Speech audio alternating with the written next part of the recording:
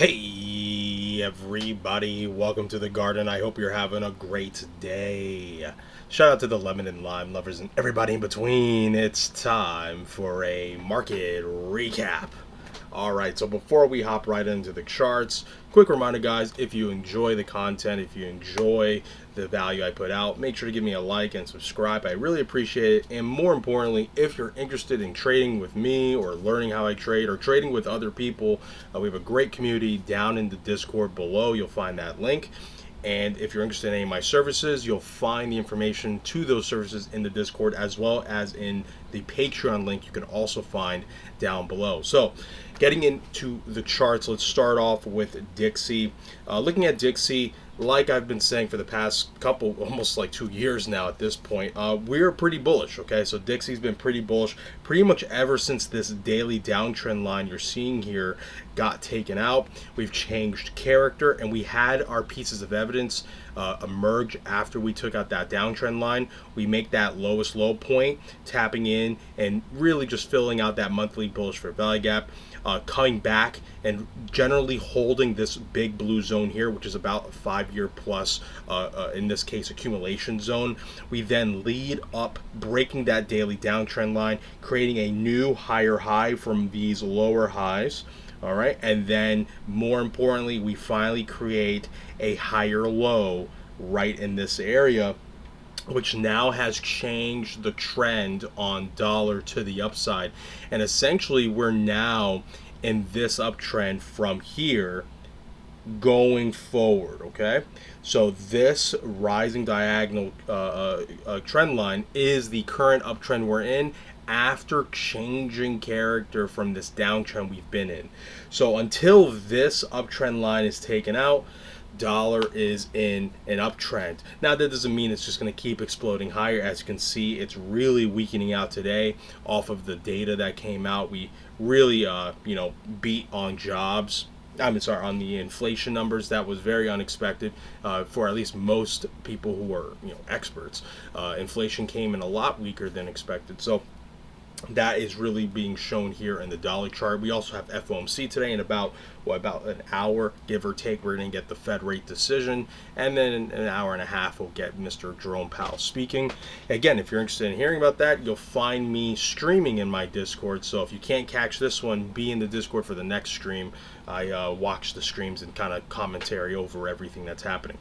Now, what do I see for dollar coming next? Well, considering we're probably going to get a lot of volatility in the next hour or so, if we stay in the general same area, we should consolidate here and again tap into this big blue zone, which is the major accumulation area that we've been kind of trading in for the past year plus. We could see ourselves come all the way back down if the Fed does cut and it's very dovish. We'll see dollar come down probably over the next 24 hours back down to like 103.4, maybe even lower, going towards 102.88. However, that doesn't change the dollar demand overseas is going to keep increasing as the fiat currencies overseas continue to die against dollar. So it doesn't really actually matter whether they're going to raise rates, cut rates, or hold rates. It's irrelevant. The foreign currencies all over the world are collapsing against dollar, and you're seeing the run into dollar from the entire world. Now that will slow down as we see Russia and China start to emerge with their own alternative, which you can probably get a little bit more information if you look out into the news. They've been talking about it. BRICS is working on alternative to pretty much the dollar safe haven, but until then the dollar is going to operate for pretty much the entire world as the safe haven of fiat. Okay, it's fiat, but it is the cleanest, dirtiest shirt in the world as of right now. So watch for dollar to generally hold this low here and probably hold this trend line. And if that were to not happen, if we were to just break down from here and actually take this out, there's a high chance we're actually going to break under 100 and go down to 99 and probably 98, 97 in that area. So that would be pretty big. I don't see that happening right now. I see us more likely just coming back down, consolidating, and then getting another leg up, probably back towards above this high up here, back towards 108 and as high as 110 to 111. All right, let's take a look at the U.S. equities. Today's been pretty active, especially with the S&P and NASDAQ. Dow's been relatively flat compared to the two, which is pretty interesting. Usually that's a sign of a divergence. Dow actually does lead the show, generally speaking, so that could imply weakness will be coming into the NASDAQ and Dow at some point here. But overall, it's been pretty interesting watching the Dow. Dow's definitely going into a bigger consolidation. Now, it's nowhere near as bullish as the S&P and NASDAQ. That's happening for a couple of reasons. But the Dow looks like it's probably going to, at the very least, pull back to around 38,000 flat, and I would expect it to actually kind of trade through that, going to 37,800, but demand will start to flow in as we are clearly respecting this little consolidation area right here, and we will probably see the Dow kind of go into a really big consolidation, really big range. The bias of that range, as of right now, I actually can't see it just yet. It will have a slight bias to the upside because we're trending up. However, depending on how the structure is formed here, it could imply a topping structure coming. Now, I don't see that happening, especially if we go to the weekly. I'm not seeing the evidence of that yet. I think it's just a really immature time. My eyes are telling me to expect more of something like this, where we will go into a much deeper consolidation, I should say a much more prolonged consolidation, and if it does do something like this where we're making high, slight higher low, slight lower high, and we kind of go into this squeezing structure, if we do something like this, then that's going to be extremely bullish.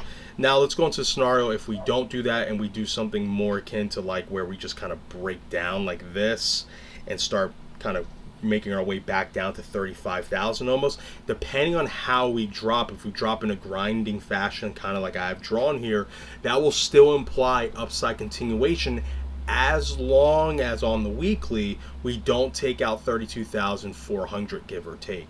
Okay, so this low down here is key to hold, and in my opinion the Dow is pretty much good to go as long as that low is protected. So we actually have a lot of room before then, so there's plenty of downside. So if the Fed were to come out, maybe they hold rates, or maybe they even cut rates, but Jerome Powell is going to be quite hawkish, that could lead towards a prolonged drop.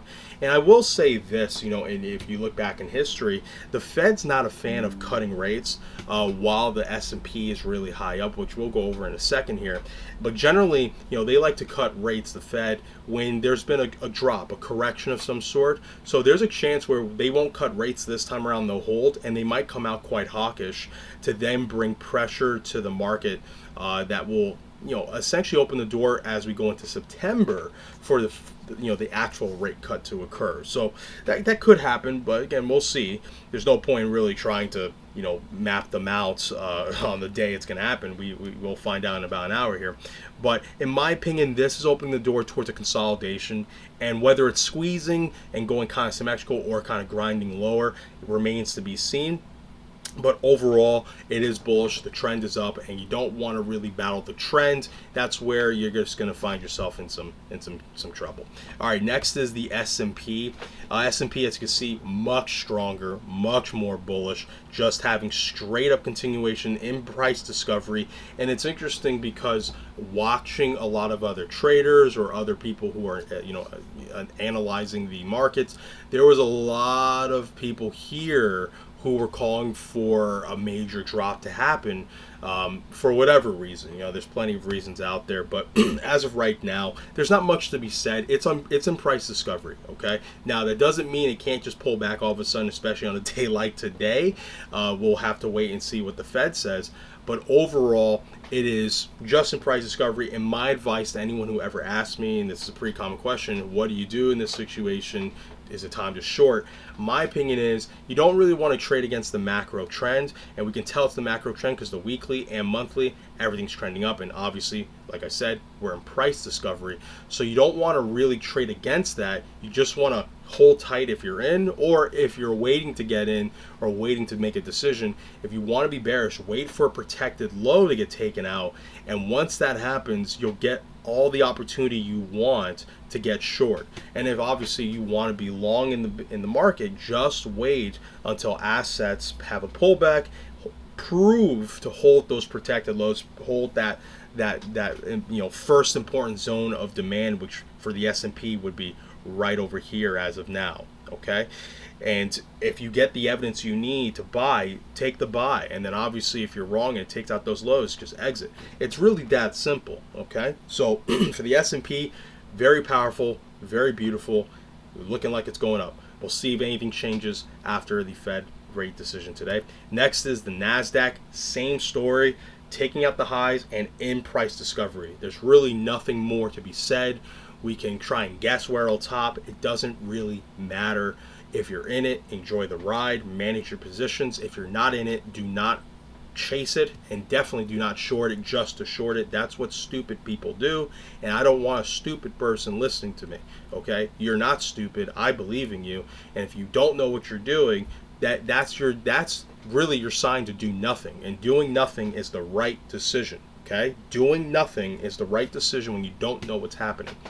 Don't do things just to do them. That's what stupid people do, and you can't afford to be stupid trading the markets. You will lose your money.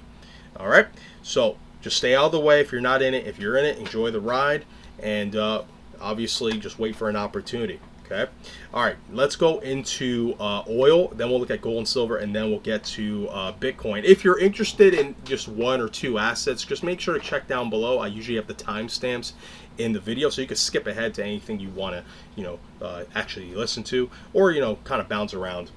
So oil, very similar to dollar, like I've mentioned. We've been looking at oil for a long time. I've been very bullish on it for the past year plus, and this big blue zone, like the dollar, is a major accumulation zone, and so far it's holding pretty decently. We've had a change of character, right? We've been coming down, and then we had this lowest low point right here, made the consolidation, pop up, take out these intermittent highs, right? And then what do we do after making this higher high up here? We come down and make a higher low from this low here. Okay, so now it's pretty clear what we're in, right? We're now in a new uptrend. How powerful will this uptrend be? Don't know. Doesn't really matter. The point is, this uptrend is essentially alive until it's not. Okay, and your job is to try and optimally trade this in the uptrend's direction if you want to be consistently successful. All right, there's very few things you need to do in trading to be successful, and one of the things that you need to do is make sure to knowingly trade with the macro trend. If you're going to trade against the macro trend, make sure your strategy is devised in a way to not be against that macro trend for long periods of time. Okay, so if you're swing trading, you definitely don't want to trade against the macro trend, and for oil, it's in an uptrend until proven otherwise at this point. This has given a ton of opportunity to accumulate a position here. Obviously, if you're in the swing trade service in the Lemon Garden, you know we are in an oil position. We've been in one for a while, patiently waiting for oil to make its move. And as you can tell, if you're watching the chart, what have we been doing? Other than just making higher lows, we've also been making lower highs, so we're squeezing, okay? And because we've broken this downtrend we've been in, the squeeze has a bullish bias. So the probabilities are that we're likely going to break this squeeze into an up break, okay? So we're going into further uptrend. That's the probabilities. Now, it doesn't mean it's guaranteed to happen. Again, nothing's guaranteed in this business, but the probabilities are king. So this is telling us, after changing the character here, because we took out the downtrend off of this move up here, this is an accumulation to then lead towards continuation. And that would lead towards oil getting up towards 98, and then eventually taking out this high right here going towards 101, 106, and potentially hitting 110. So there's a lot of evidence here for oil to go up, and this coincides with a stronger dollar. Dollar and oil are coupled together. Dollar, oil, and banking are coupled together. So when you see the strength in one and you see the strength in another, know that there's confluence and there's likely going to be an extended period of time of bullishness in both. Okay, so just keep your eye on this structure, and once you get the confirmation of it breaking, know that we have a good amount of room to the upside towards the 110s area, and then I would look for some significant selling pressure to come in. Now, if we broke this bearish, which is the least likely path, but it's definitely possible, we would make our way back down to the low end of this accumulation zone, this big accumulation zone, which has been around for 5+ years as well, just like dollar. This is about $62, give or take. Probably trade under 60 for a while and then level off there. All right, next is gold and silver. Let's take a look at them. Been pretty interesting, especially silver, finally, right? So we'll start off with gold, but we'll definitely be touching on silver. That one's been just real slow for a long time, but finally is getting some life. So gold also in price discovery. Now it's currently in a consolidation. Now, will this consolidation break bullish? I will say yes. Again, if you've been in my Discord or you've been following me for a long time, there are certain basic market structures that always work in pretty much any asset that trends, reverses, consolidates. There's nothing that can be done about this. It's worked for 100 years and will continue to, and you all know it as your basic bull flags, bear flags, wedges, etc. My challenge to you would be to understand that they're not just patterns. I don't really look at them as patterns, give or take. They're markets. They're markets that define the auction theory for that specific market. Okay, so when you're moved up like this, right, that's your context, that's your bias, that's where we're going, where we've been, and where we're likely to continue. That's the trend. Okay, all these terminologies. So this is the bias. We've come up hard, and then when you have potentially a structure that builds off like this, where you're kind of going in a symmetrical fashion, but you're squeezing, okay? What's happening here, because of this context, right, the move up, you're getting an accumulation to potentially towards continuation. Now, this here is a market. This is where buyers and sellers are trying to find equilibrium, and you're getting an idea that smart money is looking to accumulate this position and fade dumb money, making them think it's a topping structure. But the key is the context, which never changes. You're either going up, down, or sideways. That's the three markets that exist. End of story. And in each of these markets, you have certain structures that create certain auctions, and the auctions are pretty consistent. When you are likely squeezing or grinding lower like this, you're getting an accumulation from smart money. Okay, you're getting an accumulation for continuation, and then vice versa. You come up hard and then you start grinding higher. Again, the key is the grind.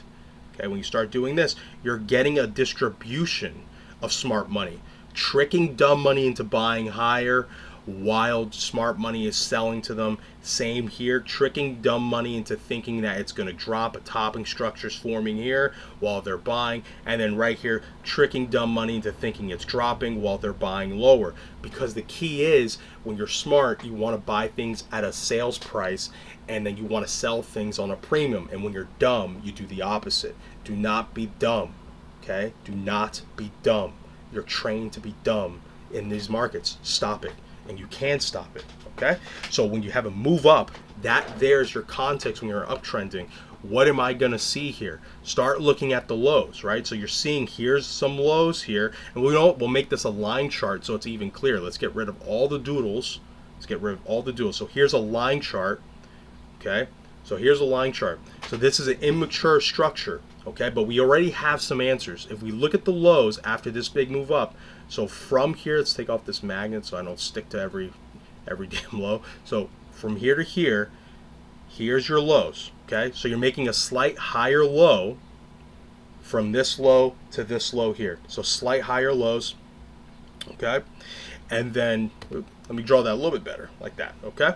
And now we have this highest high point after taking out this high, but this highest high point didn't lead towards just a rejection that led towards the lows. No, it made a higher low. It ended up making a higher low. So what we're going to be looking for now is evidence of something like this, okay? And many people will say, oh my gosh, head and shoulders were bearish. That's incorrect, okay? There's no evidence that this is the head and shoulders yet, okay? There's nothing here. What there's more evidence of is that this is likely a squeezing structure like this. Okay, let me try that again. There we go, like this.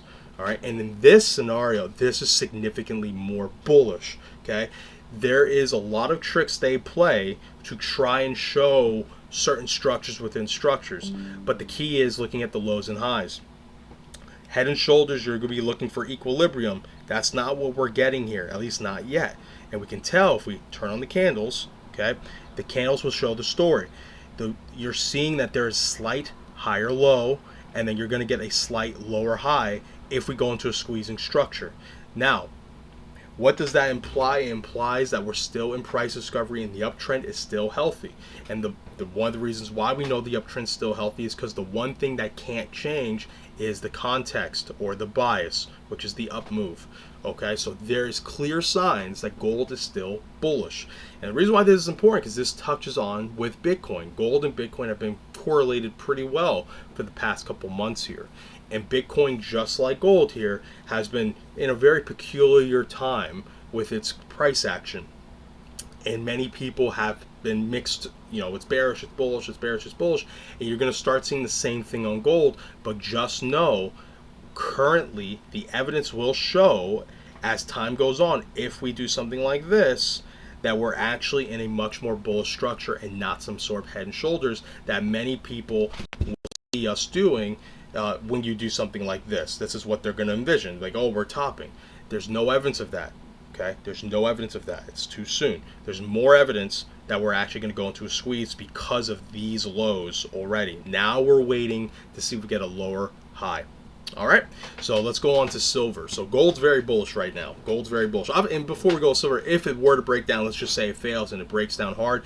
Obviously, the first place of interest is going to be this little consolidation, but the major is going to be this here. Okay, pretty much in between these two places, you'll likely see some form of demand come into here. And at the very least, you'll get some sort of move up that may lead towards a macro lower high and really kind of solidify this as the top for a while, or it could actually just lead to straight continuation. All right, so again, still healthy. Even if it breaks down from here, it's still bullish until it starts to lose out protected lows, which would pretty much mean that it starts to lose out on this consolidation down here, taking out this area. All right, next is silver. So silver's been pretty strong.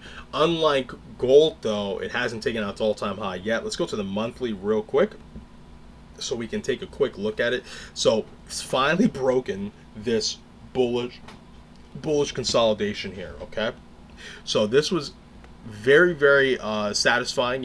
Silver has been really tough to deal with. So if you've been a fan of silver like I have, it's been hard in this area here. Okay, you've been in here for a long time, years in here. Remember, this is a monthly chart. Beautiful move up, had a consolidation that failed. This washed out pretty much everyone that was in this market here, and many that were here, right? So many that closed out here or saw this breaking, they closed out here, right? And then finally we had the move up, and what do we do off of that move up? We had a consolidation, a tightening consolidation in that move up right here. So nice little move up, and then grind, and then finally break.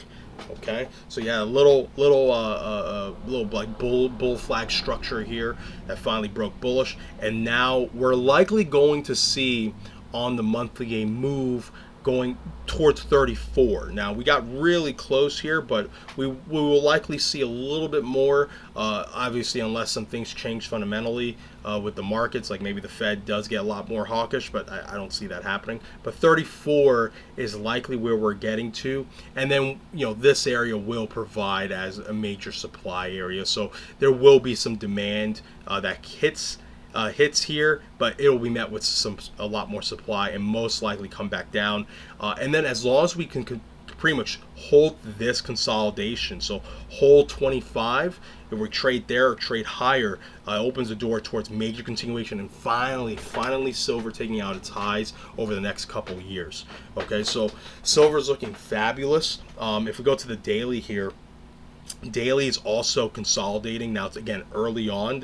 Both gold and silver are very early in their consolidations, but we've had what? Big move up, and now you're actually having potentially the grind lower. Now this is very aggressive. There's very likely going to be something like this happens, and then it kind of sideways out, which is also bullish, because if you start seeing the lows kind of rounding out, that is a hint that smart money is accumulating, and they're accumulating in the direction of the bias, in the direction of the trend, the macro trend, which is so far to the upside. Okay, all right, now let's go straight on over to Mr. Bitcoin. Let's take a look at Bitcoin. It's been a wild day in Bitcoin because we've had the news that dropped that caused a ton of volatility. And if you're seeing my my list here, this is all the positions we're in. These are all longs, by the way. And many of these, we're actually just at break, it's just break even at this point, in the sense that, we're so far in the profit that there's no more risk in them. But there's many new ones as well. But these are all the positions I have left in the longs. It's been very, very good. So again, if you're interested in the swing trade service, you'll find the details in the description below via the Patreon or Discord.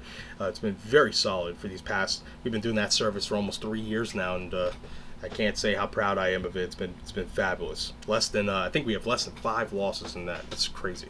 Best trading I've ever done in my life. All right, so far Bitcoin is bullish engulfing yesterday's bearish candle. Now we'll see if that has follow through. We don't know for sure because, well, the Fed will talk and we'll get a lot of volatility. So it could lead towards us losing out on a lot of the day we've made, a lot of the gains we've made on the day. Or it actually somehow, if it gets really dovish, could lead towards some upside. Again, no point in really guessing it. I don't really care. The point is, what's the structure saying? And the structure's been bullish, right? So if we look at this, what have we been doing? We had a big move up. We had a beautiful grind here that we did end up breaking bullish. And now we've actually broken that out and we're consolidating here. But what's interesting is, this structure here within it is another bullish structure that we're trying to validate here. So we have from here to here, you have this nice cup and handle structure right here, and we broke this bullish, came back, and now we're trying to hold that candle bullish. And if we validate that and we do this, you're looking at a move towards 85, 86, and potentially swiping 90. That's when you'll get a lot more retail money, because believe it or not a lot of retail is in Bitcoin yet. Okay, there's a lot of people on the sidelines, a lot of people who are just inching in, but not a huge amount of euphoria in the markets. And then after yesterday's washout, a lot of people turn bearish because a lot of people do the same things. They chase tops and they chase bottoms, and they miss out on the meat of the bone. Right, they miss out on the meat of the bone. Like for example, us in the lemon garden here, we had gotten longs all down here, closed out. We got them here, closed them out here, opened right here. Again, this is all logged in the Discord. You can see the data, you can see the history for yourself. Closed out here, went short up here, closed out the short right here, and then flipped long right over here. Okay, we flipped along right when we closed our short, held it through this move up and this move down, and then closed out the rest right here in this area here, if it lets me. There we go. So around this area, this consolidation, I think we actually inched our way out. We got out here, and then I think the last of it around here. Again, all that data is there on the Discord to be seen. You can see it through the closed positions, closed crypto positions. You can see the dates of when I closed and when I entered. And Bitcoin has been treating us well since the start of 2023, and we have a similar situation now where a lot of money, just like back then, is out of the market. They're unsure of what's happening, and what I'm seeing here is a lot of signs that smart money has been accumulating the position. They're really trying to get dumb money to avoid buying into here for whatever reason. Maybe there's a foreseeing like a big move to the 6 figures. That's possible too. But as of right now, we've had this cup and handle. We validated the handle By breaking it, now we're trying to validate it as a pretty much a demand zone. If we can do that, we're seeing a big move. And then obviously the uptrend has been extremely healthy, and nothing has changed in regards to that. For us to lose the uptrend, we'll have to come back down and take out around like probably the 56, 55 area. And even then, you're still pretty healthy until you start taking out 50 flat. That's when you're going to be concerned, and that's when Bitcoin will, from there you'll get major demand and you'll get a move back up to 60, but that'll probably be it, and Bitcoin will probably go for the low 30s at that point. So the probabilities are so against a major move down on Bitcoin. And as you can see here, you'll see these three paths. I got this green path, arrow path, blue arrow path, and this orange arrow path. These are the three situations I saw potentially happening from here. Okay, so I drew them from here, and the green path is what I would say we followed for the most part. This was even more explosive than I thought Bitcoin would be. I thought we'd do this consolidation around the green path, but we did it all the way up here, and this is about the same consolidation that we have one-to-one almost, okay, with some slight differences, but this is very close. So the green path is what came out, and this is the most impulsive path, and we're seeing signs of that impulsive behavior. So I find Bitcoin to be very bullish. I do see us getting towards, unless something changes today, okay, that's the caveat I'll give, but I do see us getting, just looking at the structure, getting to the mid 80s to potentially like the low 90s. We will start getting a lot more selling in there. I plan to sell a portion of the position there, and then depending on how healthy the demand is, as we potentially get a pullback from there, we may actually see even more continuation going to like 100, maybe 111, 120,000, and then we'll have to wait and see how it looks. But overall, very bullish on Bitcoin, and I'm curious to see how the Fed's gonna affect this, whether we're gonna get sold down, and that could happen. And if we get sold down, we're looking to move back to 64,500. It's key though that we hold 65,000 on a weekly structure. If we do that, we'll be okay. If we do lose 65,000 on a weekly structure, it implies that we're going to go back down to 60. So it's not the end of the world, but it does mean we're going to be in this area for months. So this is probably our last chance to see Bitcoin trend, or we're going to have to wait until probably the end of fall. So this can get real boring real fast. So we'll have to wait and see how this all occurs. But if you're going through crypto today, it's been very active, and we'll see how everything develops. So yeah, that's about it. Everyone, thanks for listening. If you're interested in any of my services, again, you'll find the information down below in the description, whether in Discord or Patreon. And always remember, guys, always remember this. Be patient, be vigilant, and be nimble. I love you guys. Take care. Bye.